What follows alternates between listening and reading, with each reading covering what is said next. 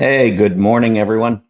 It is Wednesday, no, Tuesday, December 12th, 2023.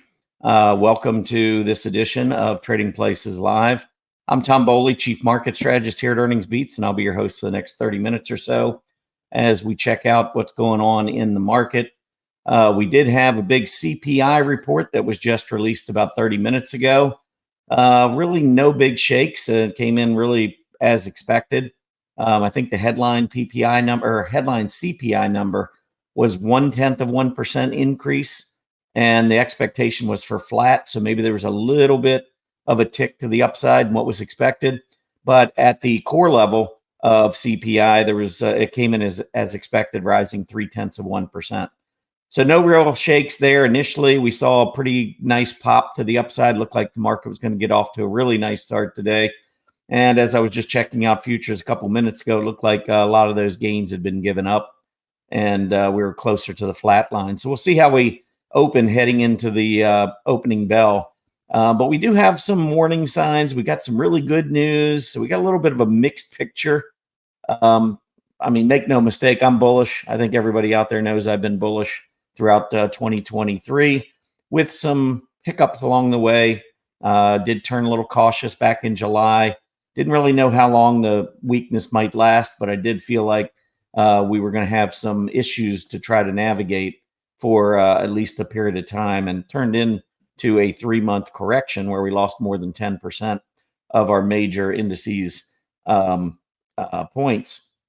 But we bounced back last couple of days. We've gone through that 4,600 level. We've done it with gusto, as far as I'm concerned, at least in terms of the relative strength of the sectors, what was leading us. And so I'm going to get into all that in just a couple minutes. But let's go ahead and take a look at what happened yesterday, Monday, to start off the week. We had the Dow Jones Industrial Average finish up 157 points. That was up a little more than 0.4%. S&P 500 up 18. That was about 0.4%. The Nasdaq 100 jumped 137 points. That was 0.85%. So really doubling what we saw on the Dow and on the S&P 500. Mid caps up about 0.5%. Small caps, the IWM, rising about 0.2%. So the good news was we saw everything up yesterday, but on a relative basis, got to give a shout out there to the Nasdaq. Certainly showing leadership and breaking out again, by the way. And look at that AD line. Continuing to move much, much higher. The Dow playing catch up as well on that AD line. Mid caps and small caps, not so much. So if I would say there's maybe one little wrinkle here in this move to the upside, it's that we're not really seeing the AD line moving up on the mid cap 400 and on the Russell 2000 like we're seeing it on the Dow, S&P, and the Nasdaq. Not sure what that might have in store for the major indices going forward. I'll continue to watch it. I think it's great that the AD lines are moving up on the mid caps and small caps, but you can see it's just been a little bit more labored move to the upside. And I'd be much, much more bullish in these two if the AD line was soaring there as well. Transports up 187 points, more than 1%, about 1.25%. One of the things I had mentioned in our weekly market report that I sent out yesterday was that on this bottoming head and shoulder pattern, you can see the left shoulder, left side of the neckline, the head, the right side of the neckline, the right shoulder coming right down to the moving average is almost perfect almost perfectly symmetrical. Just about anybody, I think, who has any understanding of patterns probably saw this pattern or maybe at least recognized it. We made the breakout above the neckline, which was great. We had struggled, though, at the end of last week, pulling back. And what I mentioned was there are two key supports when you make this breakout above the neckline. The first is obviously the neckline itself. When you extend it over, broken resistance becomes support. That's TA 101. Also, when you're coming back down, if that 20-day moving average is a little bit below the neckline, I like to give it a little bit more room. So I like those two key support areas, the neckline itself, and then that rising 20-day moving average. We turned up right off the neckline support, almost right on cue, with the transports, like I said, gaining 187 points, sending it back up to about the 15.4 level. A move back through about 15.6 would be really bullish. Let's keep an eye on that. Staples leading the sectors yesterday, just by a slim margin. Actually, 10 of the 11 sectors were higher yesterday. The only one that was down was communication services, but that group had been doing very well. Pulling back for a day is really not that big a deal. Anyway, Staples up almost 1 full percentage point. Right behind Staples, industrials also almost up 1 full percentage point. Technology gaining almost 0.9%. Technology has been doing well again here over the last week as we've pushed through that 4,600 level. And I'll show you a little bit later in the show what I mean there. From an industry group perspective, hotels up more than 3% yesterday. Gambling stocks up 2.25%. Both of these groups part of the consumer discretionary group. So it's nice to see consumer discretionary bouncing. Here were your two leaders in that sector. Semiconductors, they'd been kind of quiet after making that big move up through the middle of November. We saw the pullback all the way back down to the 10,000 level. Well, here we are right back to 10,600 and change. So a quick 6% move back to the upside off of that 20-day test. And now we're back up challenging highs on the semiconductor group. And I would say semiconductors are probably the most influential industry group in the market. So I like to see the semiconductors doing well. I wouldn't mind seeing a little bit more consolidation. Maybe that'll happen later this month or maybe even later this week. But we'll be keeping an eye on that industry group because it is so influential in the overall market. Moving on to the 10-year Treasury yield. Let's get the update here again with that CPI report out for November. Came in about as expected. And you can see here that we have the 10-year Treasury yield, which had gapped lower. So the stocks went higher. Not a lot, but there was definitely some buying in bonds as well, taking that yield down earlier. But since that open, we have seen bonds selling off a little bit and the yield rising back up close to where we finished yesterday. We're right now down, I think, 1 basis point to 4.23%. After getting down to 410, which was our measurement on the head and shoulder top, if you recall, the measurement was 410. We went right down to 410 and change. I think we got down to 4.109 or 108, something like that. And from there, I thought maybe we could make a move back up close to that 20-day moving average, or maybe even all the way back to the 20-day moving average. We got close, got back up to about 430. Didn't quite hit that declining 20-day moving average, but now we are, with the move this morning at least, looks like maybe we're starting to roll back over. We'll see. Watch 433. That's the 20-day EMA right now on the 10-year Treasury yield. You can see since breaking down below 455 in this head and shoulder topping pattern, we have not been able to get back through that 20-day EMA since. We've tested it back in the second week of November, but we haven't been able to get through. I'll be watching that pretty closely, especially with the Fed. The Fed started its 2-day meeting today. It's the final Fed meeting of the year. Consensus is that they're not going to do anything, that they're going to continue to remain on pause at this point. But what is their wording going to be? Are they going to change anything? Are they going to become a little bit more dovish? I don't know. I think probably they're going to remain vigilant, talking about being vigilant against inflation and ready to raise. And that's kind of been the theme that's been coming out of the Fed over the last month or so when they've been, doing their various speeches and so forth. Their little tour that they go on. I don't know. I think that the 20-day is probably likely to cap the 10-year Treasury yield. But we could go up, briefly above. I mean, when we were rising, you can see we went below the 20 a couple of different times and then came right back up above. I suspect we're going to be in that kind of a trend for the next, probably at least the next couple months, where we mostly stay below that declining 20-day EMA, but occasionally maybe pop above it. 433, though, that's the first level to watch. If we get back above there, then it merits a little bit more of our attention. If it stays below the 433, below that 20-day EMA, that's going to be good for U.S. equities. Historically, lower rates, everything else, if we just ignore everything else and only look at interest rates, lower rates mean higher valuations of stocks, period. End of story. When rates go down, if nothing else changes, valuations in the stock market should go up because all those future earnings will now be discounted back at lower interest rates, which results in higher valuations. So that's the way the whole game works with interest rates and valuations. Now, when rates go up, you might say, well, why sometimes the rates go up and the stocks go up as well? Well, if growth goes up at a rate that's more than offsets interest rates going up, stocks can keep going up.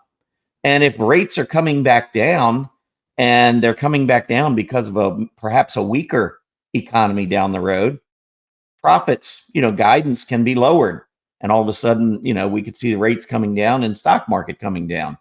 But as I said, if we ignore everything else and only consider interest rates, lower rates equals higher stock prices every single time. Higher rates mean lower stock prices every single time. It's all the other stuff that can dictate the stock market as well. Growth rates, raising guidance. I like to look at which sectors are leading the market. I mean, for me, when I see those higher growth areas leading the market, that's usually a good sign. Anyway, let's move on to the S&P 500. Everyone was on 4,600 watch. We went right through, getting close to my prediction from Market Vision 2023, back all the way back here, beginning of the year. The S&P 500 between 3,800 and 3,900. I said my target end of the year, 4,700 on the S&P 500. We're now at 4,622 on yesterday's close. But this breakout doesn't come without some issues. And as you can see, these last couple of days moving up through 4,600. Good news is we broke out above that late November high, early December high. We also broke out above the July high on the S&P 500. That's the good news. The bad news is as we've broken out, you can see that PPO is weak.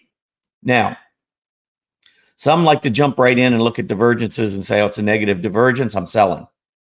That's what you do if you consider divergences as your number one primary indicator, which I do not. That is a secondary indicator. So I'm aware of it. There is nothing more important to me than price and volume. And when I see the market making a big breakout, I respect it. I want to be long until I get corroborating evidence that this negative divergence is a problem. And that corroborating evidence would be some sort of a reversing candle. Maybe we open lower. I don't know where we're going to open right now. Futures are kind of mixed. But let's say we open slightly lower and then intraday we make a new breakout and then fall back and close back below 4,600. That would be a false breakout, return back below the breakout level with a negative divergence. I think things start to get a little dicier with that kind of a move. Or maybe we just get a gap up. Maybe going into the open, we're going to strengthen. Gap up, trade up. Maybe we get the 46.40, 46.50. And then all of a sudden this afternoon, we sell off ahead of the Fed announcement tomorrow. That type of reversing candle, negative divergence with the Fed announcement might make me a little bit more cautious. I've been telling members right now, I don't think this is the time to be in leverage, even though the market's been going up the last couple of days. I just think there's too much risk. It's not that I don't think the market can keep going higher. If I didn't think the market could keep going higher, I wouldn't be long anything. I'm still long the major indices. I'm just not using leverage. If we get that reversal, come back down, then I might think about getting out of my straight ETF positions and maybe starting to move a little bit more into leverage. But right now, I think the risks are too high for leverage. So I'm happy just to go along with the major indices. But right now, 4,600, getting above that level, definitely important. Even if we do pull back later this week, I suspect we're going to rally into the end of the year. If I had to guess right now, I actually think we end up over 4,700 at the end of the year as opposed to beneath it. That would be my guess. Maybe 4,750, 4,800, getting close to that all-time high. That wouldn't shock me. And short term, some of this may have to do with what the Fed has to say tomorrow. And we do have a PPI report coming out tomorrow as well. Nasdaq 100 also making a breakout above that November high. November was already higher than July. So we continue to see a nice move there. Look at the volume picking up. I mean, volume's accelerating as we make this push to the upside. So yes, we've got negative divergence in play, but what happens if we just keep going up for the next week or 10 days?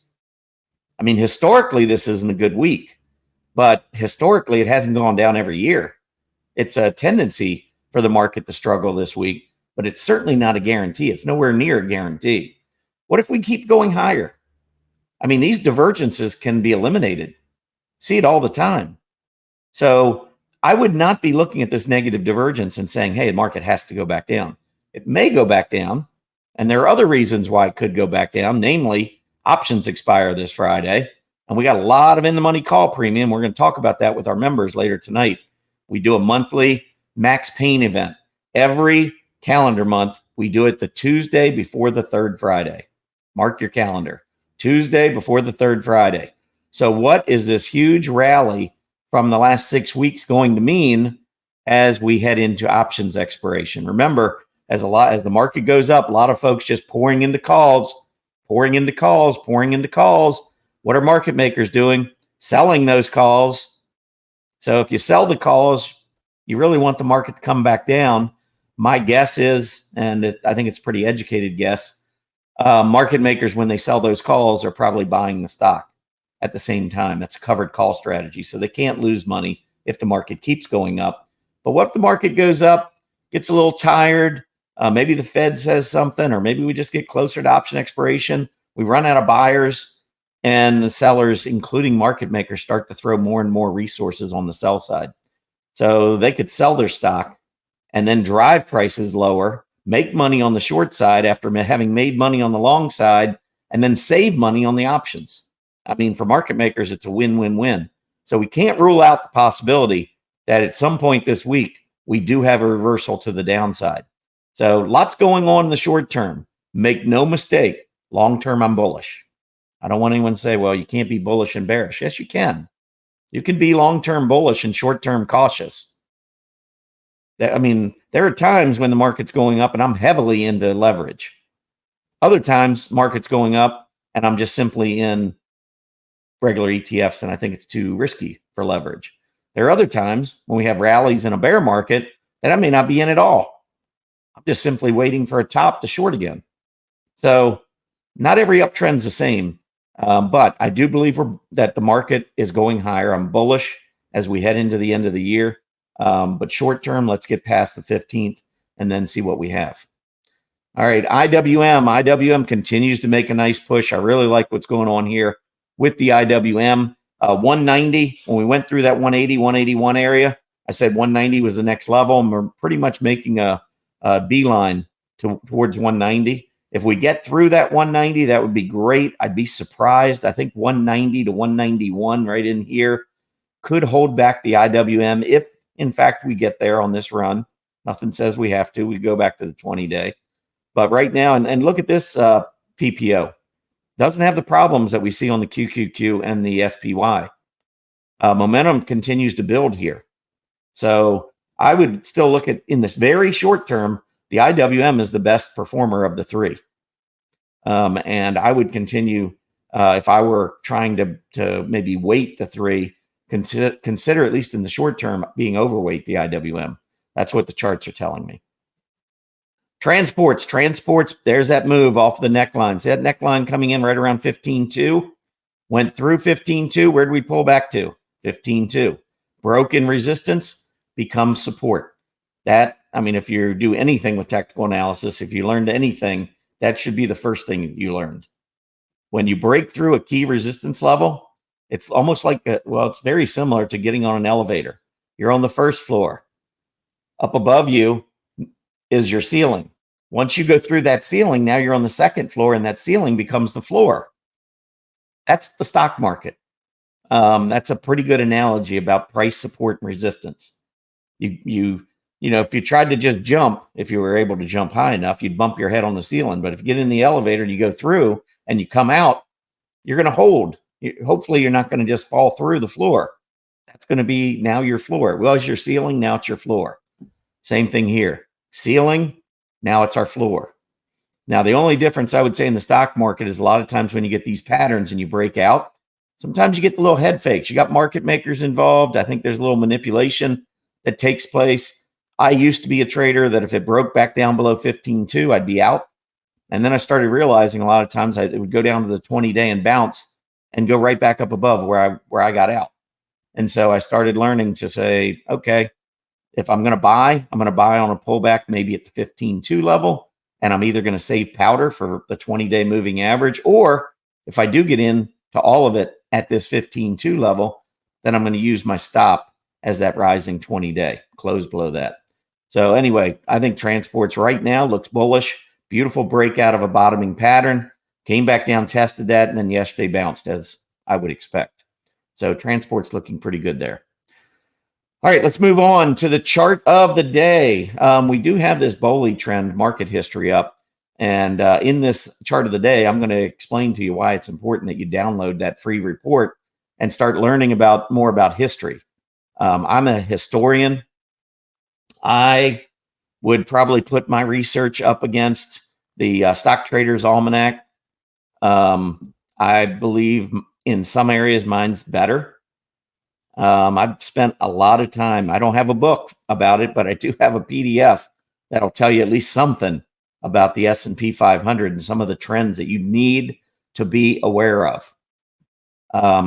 Definitely as a trader, if you trade stocks, or especially if you trade options, this would be probably one of the most significant PDFs or books or research or whatever that you can be aware of, that you can use in your trading. So go over to earningsbeats.com if you haven't already downloaded this. We have a two-part series. The first part is free. That deals with the S&P 500. The second part deals with 16 of the most popular stocks. So I'm talking about Apple, Microsoft, Nvidia, Meta, Amazon, Google, Tesla, Starbucks, Broadcom. List goes on and on. But check all of those. You can check all of those out with a nominal fee for the second report. First one's completely free. Check that out. I don't like to swear, but I promise you it's going to help you. It's going to help you understand a little bit more about how the market works. Anyway, chart of the day. If you want to subscribe at Earnings Beats, learn a little bit more about how we approach the market, name and an email address, hit that subscribe button, join the tens of thousands of people that are subscribed to our Earnings Beats Digest newsletter. It comes out Monday, Wednesday, and Friday. It is free. No credit card required. You can unsubscribe at any time. Name and email address. That's it. Anyway, make sure you check that. So what's the chart of the day for today? Well, I'm going to give you one of those 16 stocks that, one of them was Nvidia for the month of November. Nvidia loves November. And Nvidia, I could go back. Let me just show you Nvidia first. Because that hammer printed on the last day of October right at key support. And then knowing what Nvidia does in November, that was one of my best trades of the year. Probably was my best trade of the year in terms of percentage over a short period of time. But Nvidia, you can see straight up all the way back up to its prior high in November, leading up to its earnings report. Now the earnings have come out. You got to sell on the news mentality, and Nvidia is struggling a little bit here, even though the market's gone back up through that high. But that's okay. It's okay to consolidate for a little while after an earnings report comes out and after you've made a big move. I think Nvidia looks great here still on the long-term chart. But that was a chart that a chart that I think set up beautifully. Now I'm going to give you a second one. This is one I've talked about a couple of times in December. Broadcom. Broadcom loves the month of December. It actually loves from mid-November to the end of the year. That's when Broadcom's best time of the year is. So let's look from the middle of the November, and it looks like it got started a little early here, but middle of November, we were sitting somewhere around 950. Pulled back a little bit, and I even said I didn't like the volume coming in and pulling back, so I did not hold into its earnings report because I've traded Broadcom a couple of different times, but after the earnings came out, the stock was down 20 after hours. Might have been down more. I saw it down 20 at one point. It came back down and it opened fairly close to where it had closed the prior day. And then over the last 3 days, look at AVGO taking off. Look at the volume coming in. We still got 3 weeks left in December, and AVGO is doing what it does this time of the year. So again, I want to point you back to that download. That will be the start. That series, that's part one of the two-part series. But that'll give you a lot of history on the S&P 500.